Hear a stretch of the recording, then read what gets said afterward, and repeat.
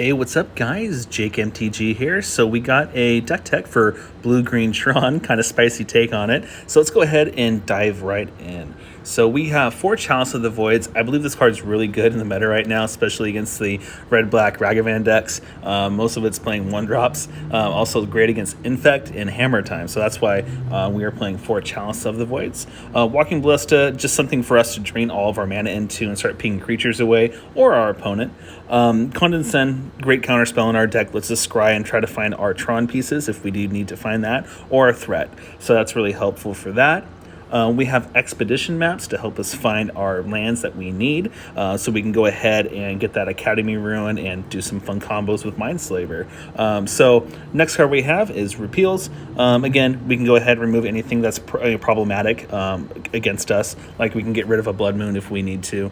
We can go ahead and get rid of an Ensnaring Bridge, stuff like that. Even a creature, if it keeps hitting us in the face, and just get rid of it for a turn or two.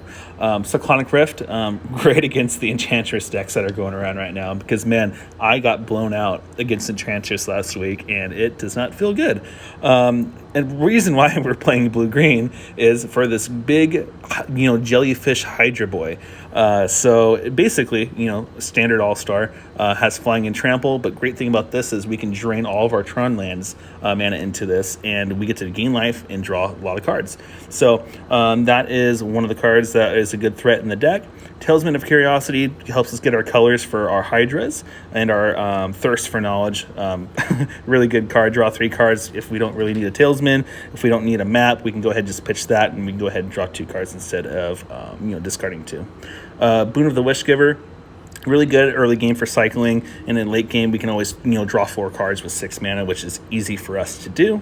Mindslaver, we have a Mindslaver lock with this Academy of Ruins. Basically, we go ahead and sacrifice it, take it over our opponent's turn, and use Academy of Ruins to put it back on top of our library to draw it next turn, and then repeat the process until there's nothing that they can do.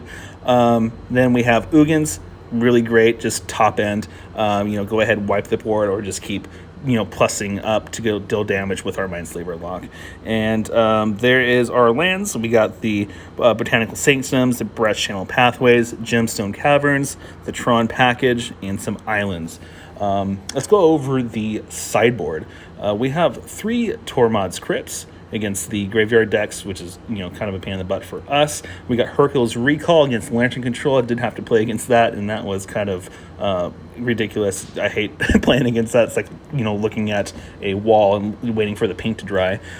We have 4 Spreading Seas against the other Tron decks, or other decks that are 3 colors or more. We have Mystical Disputes against the control decks.